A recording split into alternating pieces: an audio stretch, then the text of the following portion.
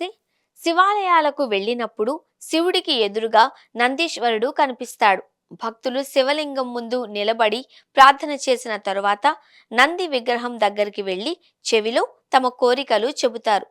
చాలా మందికి ఇది ఒక పాత ఆచారమని అనిపించినా దీని వెనుక ఉన్న ఆధ్యాత్మిక భావన ఎంతో లోతైనది. పురాణాల ప్రకారం నంది దేవుడు భగవంతుడైన శివుడి వాహనం మాత్రమే కాదు, ఆయనకు అత్యంత ప్రియమైన భక్తుడు, శివ ద్వారపాలకుడు కూడా. నంది ఎప్పుడూ శివుని ఎదురుగా కూర్చుని ఆయనను ధ్యానిస్తూ ఉంటాడు. అందువల్లే భక్తులు తమ మనసులోని కోరికలు, బాధలు నంది చెవిలో చెబుతారు. అలా చెబితే అవి నేరుగా శివుడి చెవికి చేరుతాయి అనే నమ్మకం భక్తుల్లో ఉంది. శివుడు ఎల్లప్పుడూ గంభీరమైన ధ్యాన స్థితిలో ఉంటాడు. ఆయన ఎల్లప్పుడూ లోతైన ధ్యాన సమాధిలో ఉంటారు అని శాస్త్రాలు చెబుతాయి. అందుకే భక్తుల ప్రార్థనలు, కోరికలు నంది ద్వారా శివుడికి చేరుతాయి అని పురాణ విశ్వాసం. నంది తన చెవిలో వినిపించిన ప్రతి మాటను శివుడికి వెంటనే తెలియచేస్తాడు అని భావిస్తారు. ఈ ఆచారం కేవలం భక్తితో కూడిన నమ్మకం మాత్రమే కాదు, మనసులోని భారాన్ని తగ్గించే ఒక ఆధ్యాత్మిక మార్గం కూడా. భక్తుడు తన మనసులోని మాటలను దేవుడికి నేరుగా చెప్పడం ద్వారా మానసిక శాంతి పొందుతాడు.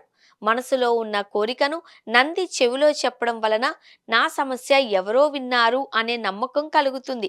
అది ఒక మానసిక ఉపశమనం కూడా అందిస్తుంది. నంది చెవిలో చెప్పేటప్పుడు సాధారణంగా ఎడమ చెవిని ఉపయోగించడం శుభము అని పండితులు చెబుతారు. నంది ముందు నిలబడి కృతజ్ఞతతో శాంతియుతంగా మన కోరికను చెప్పాలి. గట్టిగా కాకుండా ఆరాధనతో, భక్తితో నెమ్మదిగా చెప్పడం మంచిది. ఆ తరువాత నందిని నమస్కరించి శివలింగం వైపు చూసి మనసులో మా కోరిక నెరవేర్చు అని కోరుకోవాలి. ఇది కేవలం ఒక ఆచారం మాత్రమే కాదు, దేవుడి మధ్య ఉన్న ఆత్మీయ సంబంధానికి ఇది ఒక ప్రతీక. భక్తుడు తన కోరికను నంది ద్వారా శివుడికి చేరవేస్తూ భక్తుల నమ్మకాన్ని మరింత పెంచుతాడు. ఆధ్యాత్మికంగా చూస్తే నంది శివభక్తికి, విధేయతకు, విశ్వాసానికి చిహ్నం. నందిని చూసి మనం నేర్చుకోవాల్సిన విషయాలు ఎన్నో ఉన్నాయి. భగవంతుడి ఎదుట వినమ్రతతో, శాంతిగా ఉండి మన కోరికలను చెప్పుకోవడం.